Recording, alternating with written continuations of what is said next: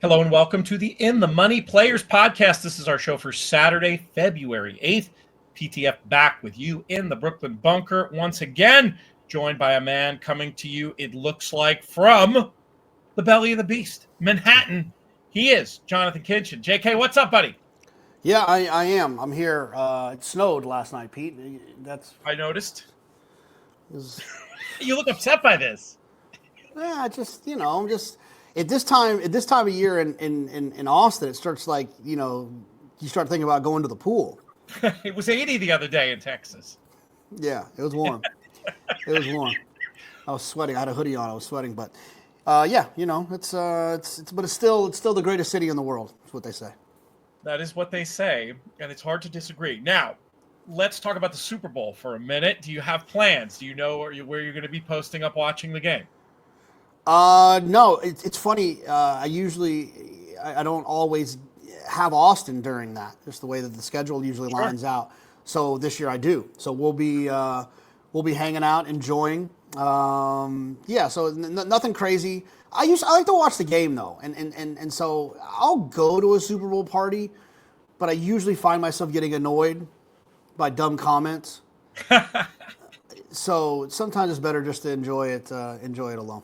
That makes sense. What food stuffs will you get? What does Austin like to eat while he's watching the football?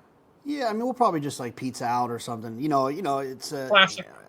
yeah, pizza. It's a pizza queso vibe for me. One of the two. So probably not both. That seems like a stomach ache, but Stomachache may at be least coming. at least one or the other. I got the brisket going. I mean, not yet, but soon. Gonna do an overnight thing, and it should be very fun. What about the game itself? Do you have any opinions to share with the people? You've been known to give out an NFL winner or two on these airwaves. I'm just a strong believer that Jalen Hurts is not an elite level passer. I also think that Kansas City is sneaky good on defense. I think that their aggressiveness on defense could put them in some pretty good spots to take advantage of what it is that the Eagles are good at, which is Saquon and Hurts. And 2 weeks to prepare for Andy Reid and for Patrick Mahomes, to me, just seems like a hill too high for them to try to climb. You should have thrown in Coach Spagnuolo. As a New York Giants fan, I always like to give him credit for those good schemes that the Chiefs Yeah, defense very occasionally. aggressive. Now it can backfire, right? If you don't have sound gap integrity, and you're blitzing a lot, it can set you up for some big runs. But he's been in the game long enough. They are pretty gap accountable. And Chris Jones to me is just an absolute freak. He's one of those guys that everyone else can be wrong, and if he's right, your play doesn't work. And I think that goes a long way too when you're doing a lot of stuff in the run game. So what's the play here? Is it Chiefs and points? Is it Chiefs money line? Or the way you're talking about it, I'm almost thinking maybe it's like an Eagles points under situation. Where are you leaning? Oh no, I mean I think the Chiefs will win. So I think a Chiefs money line thing is always an attractive situation. I don't really feel too much over under wise. One long run, one pick six, or one explosive away from being in trouble from an over under standpoint. I don't really see a ton of value there. I don't. Maybe I've always found that in big games, Patrick uses his legs a little bit more. So maybe something with him with rushing yards, I think could probably be interesting. And then I also think like with a lot of time to prepare, a DeAndre Hopkins receptions thing, where they'll try to find some ways to utilize him on third downs. And then I've always been a Xavier Worthy fan, obviously, because he went to Texas. And I think maybe a Xavier Worthy rushing yards, because with 2 weeks to prepare, in a big game where utilizing him is getting him hurt is not really a concern. A lot of times in the season you want to run someone like that too much because they're small and fragile. I'd imagine they'll have a couple of schemes in there to get him the ball. So some stuff like that if you're looking for some props. I'll be rooting for the commercials, my friend, and whatever numbers Marshall Graham tells me I need for the end of the quarters to cash in his Super Bowl pool. That's about it. And the brisket. I'm rooting for the brisket to not be too dry. So that's the plan. All right, back to our regularly scheduled programming. We'll go straight to Gulfstream Park on this Saturday. Race number 8 kicks off the late pick 5. 3-year-old maiden special weights going 6 furlongs on the dirt. JK, how do you want to light this candle? Well, I'm a little naughty where I don't have numbers. But to me, this felt like a situation where I wanted to take a hard look at the one down on the inside. Multiverse has some experience and has some figures. I'd like to see a little bit of speed from that performance 2 back at Churchill Downs down on the inside. That was going a little bit longer, so I'm just a little concerned about that inside draw. But you can't really argue, in my opinion, with experience. Summer Vibes, the Good Magic colt for Brendan Walsh. Look, I think Brendan does an outstanding job. I think he's a great trainer. This is a horse that is a half that she feels pretty, so I guess that's a little bit of a concern in terms of the surface. But Brendan knows turf. He's worked this horse on the turf, so it feels as if he ultimately decided to go dirt, that's going to give this one the best shot possible. And then I wanted to have XY Prime for Jose Delgado, another one who's got a nice significant work tab. And Jose winning at 19% with first-time starters.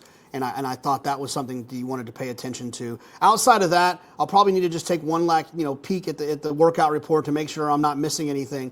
But those felt like the ones for me. We'll see what happens with Crudo for Todd Pletcher and Johnny V. Obviously, another one that could be included, but with no real evidence, I'd like to dive a little bit deeper into that workout report. I'm going to write it 1, 6, and 10 for now, with the 5 as a potential backup Crudo, depending on the workout report. Just to push back on something you said, I just don't think it's a negative at all about Summer Vibes being a half to She Feels Pretty, because She Feels Pretty is by Caraconte, known turf influence, whereas Summer Vibes by Good Magic, who's excellent on the dirt and was obviously a dirt horse. And so I'm not too worried about that. I just think this is a talented horse, cost $600. And Brendan Walsh, you don't think of him, they're going to be ready first out. He's not that kind of first out sire. But if you bet every firster he sent out in the last 5 years, you'd win money. He's got a plus ROI. And then it's another one of those things where I don't have the numbers in front of me, but if you pull the numbers for whatever his percentage is first time out, it might be like 12%. But then if you filter that for the ones who are actually bet, it goes up to like 22%. So to me, it's kind of all systems go with Summer Vibes as a strong top pick. But I will back up with 2, including the first one you mentioned, number 1, Multiverse. I think this is an improving horse, and some of the improvement might even be a little bit masked by the tricky trip last time. So I'm definitely with you on Multiverse. And then the other one I'll throw in there is number 8, Step. This is another Ian Wilkes third-time starter. And I'm not going to say he's going to explode like Tappan Street did, because that's not how it works. But I would expect improvement, continued improvement for this one, especially off a break, looking for that figure improvement for age. And then this one adding Lasix and blinkers as well. 618 for me, 1, 6, 10, and maybe a little 5 for JK. And a very interesting 3-year-old maiden special weight to kick things off as we move to race number 9, a Florida bred allowance. And this one, I'll kick things off. I thought I was just kind of master of the obvious here. Number 1, Hurricane Nelson, looked loose, has the fastest numbers. Short price single, maybe a lone A. I wanted to at least mention as a potential backup / alternative the 4, Raging Fury, just because the horse clearly looked second best to me, coming out of some flow compromised efforts. And also just one of those things where just thinking about the way things could play out. If Hurricane Nelson doesn't win, what's going to happen? Well, maybe the horse just went too fast and gassed out. Maybe there was a speed duel. In either of those scenarios, the 4, Raging Fury, could be the one to benefit. So mostly the 1, a little 4 for me in race number 9. Are those the ones for you, or how do you see this?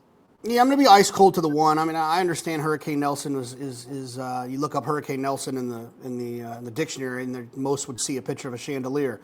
This is a horse that just kept hanging and hanging and hanging at short price, and he finally broke through going 6 furlongs. I think the 6 furlongs helps, but I think the easy thing here is that this horse is just better. He's better than these other horses. He's got a pace advantage against these other horses. I think the distance helps him here. He's drawn from the rail with Luis Saez. You'd like to think that there'll be an aggressive ride, nothing too cute where you have to ask him to pass horses.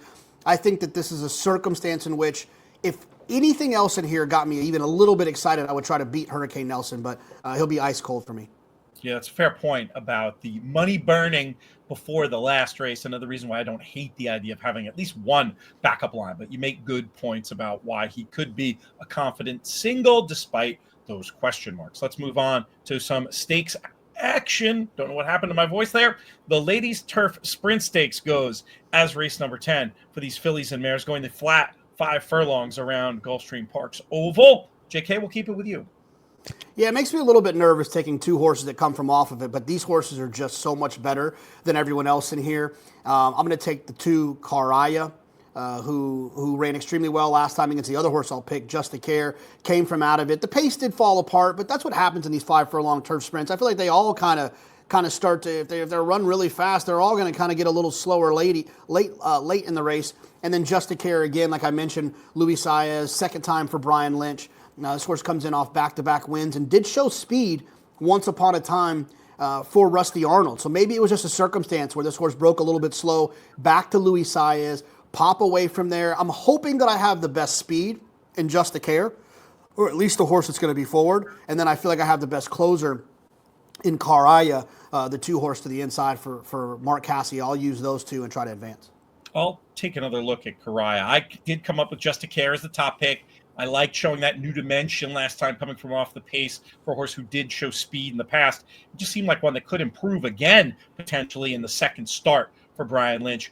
I did want to maybe try a speed of the speed thing in case Just a Care just is a mid-pack type horse now. So I came up with Epona's Hope as an alternative based on the fact that she has laid down some impressive pace figures. Rosario, when he's on, is so good at rationing out speed. I liked it 7-8. JK had it 2 and 7 in race number 10. Let's go to race number 11. We move to the synthetic 5 furlong race here for fillies and mares. I was spready. I'll throw in my thoughts. The 8 Tiffany Gold I put on top, won the maiden at first asking on synthetic, now gets back to the synth in start number 8. Just in excellent form, versatile in terms of pace scenario. I always like that. Miss Vivan, the one runner, could be the best speed from the rail and has run the needed type of number for a test like this. And then one other I'll throw in there, the 6 Oh Darlin', not just a Beatles hunch play, has a chance to be the best closer. And I think they could go fast here under some scenarios. And then we'll mention Rosario again. That could help potentially with him up in the irons. He's, I think of the two Joel rides that I want, the loose on the lead, the sitting on the best closer in a race that could fall apart. 8, 1, and 6 for me in race number 11. What numbers will be on your tickets? Yeah, I'm going to go 1, 2, 4, 8. You talked about the 1 already. You talked about the 8. There's nothing really to add there. The 2, Band on a Run. I'm going to use this one because I felt like maybe just the last race was a little bit of just like a kind of a comeback. Hadn't run back-to-back wins from October and September. Show back up here for Christoph. I thought this one could take another step forward. I wanted to make sure I had. The other ones didn't really stand out as big leans. And then the 4, Etrurian. Showed a ton of early pace figure last time. And if you look back, there is some faster final numbers. I wasn't in love with the final number last time, but now you're getting Lasix back, and hopefully you can maybe run that race a little bit more efficiently throughout. And I think Etrurian, or whatever the heck you want to call that one, I like that. Is one that I wanted to make sure I had as an A as well. So 1, 2, 4, and 8 as A's for me. We have one more race to talk about in this section of the show. I'll let you know if you're watching on YouTube that after that race, you're going to want to hop over to check out some of the other great In the Money Media content on the YouTube channel. We'll have a separate video going to be dropping a little bit after this one covering Santa Anita on Sunday. Also got coverage from Mikey P and Nick Tamaro of the Sam F. Davis Stakes. Some other special action on there as well. Best way to make sure you don't miss any of the YouTube exclusive content is to subscribe to the page, click that notification bell. We did it finally. I haven't really acknowledged this on air, but we did get up over the 10,000 subs, 15,000, our next goal. We're going to push. We're going to try to do it for this Derby season, but you're really helping us out to subscribe. I know that 75% of the people watching are not subscribed. We know that from the stats. Help us out, people. Really is something that you can do that will help us keep creating content and hopefully finding winners. The next winner we're going to try to find is at Gulfstream Park in this nightcap, race number 12 on Saturday. JK, this race is actually, hang on a second. Is this race one of the ones? Yes, this is actually leg C of the coast to coast bet the coast-to-coast pick 5 happening between Gulfstream and Santa Anita. Lately, it's been Fridays, Saturdays, and Sundays. Low takeout, retail-only wager, and it's got that high minimum where big supporters actually starts in Gulfstream's 10th and then goes to the 12th, and then races 5, 7, and 8 from Santa Anita that we cover in the other video will be in there as well. But when it comes to all the late picks at Gulfstream on Saturday, how are we going to get paid? Yeah, I'm going to use the 2 River of Time, a horse that ran in a starter optional last time. And the pace, I thought, kind of fell apart a little bit. This horse was up there close and had been running against starter allowances. Some of these other horses in here have been running against maidens. So the fact that this horse had run against horses that had won and got a 3rd there, I think that performance is a little bit better than it might look on paper. Big Boy Jack, the 4, I want to use, but that number last time just kind of came out of nowhere. I don't necessarily trust it. It is the first time it seems that horse got LASIK, so maybe that's where the improvement was from. But it was against maiden 25, so that was one of the reasons why I was a little bit hesitant. Dual Income, who I believe is the 6. Yes. 1, 2, okay. Dual Income is another one who exits that same race as the top choice in here and was facing starter optionals, and I think that's another situation you want to upgrade. And then Possum, I wanted to use as well. Another one exiting those starter allowance races, those starter optionals. I think sometimes when you're dealing with races like this, you want to find horses that have been facing the best rather than horses that are facing horses that haven't won. And so that's why I picked those ones. 2, 4, 6, and 7. So yeah, you really focused on that form line. I looked a long time at that race. Ultimately, I went in a different direction. So we'll be oppo here. River of Time, my concern was I just didn't see a whiff of turf breeding. But I mean, I get it. Some people say if they get over the synth, they'll get over the turf. I think they tend to be a little more distinct than the market makes them. But I don't know. I think River of Time is going to be a price. And the fact that you pick makes me think maybe I should squeeze this one on the ticket. But is there any concern for you about River of Time and getting onto turf?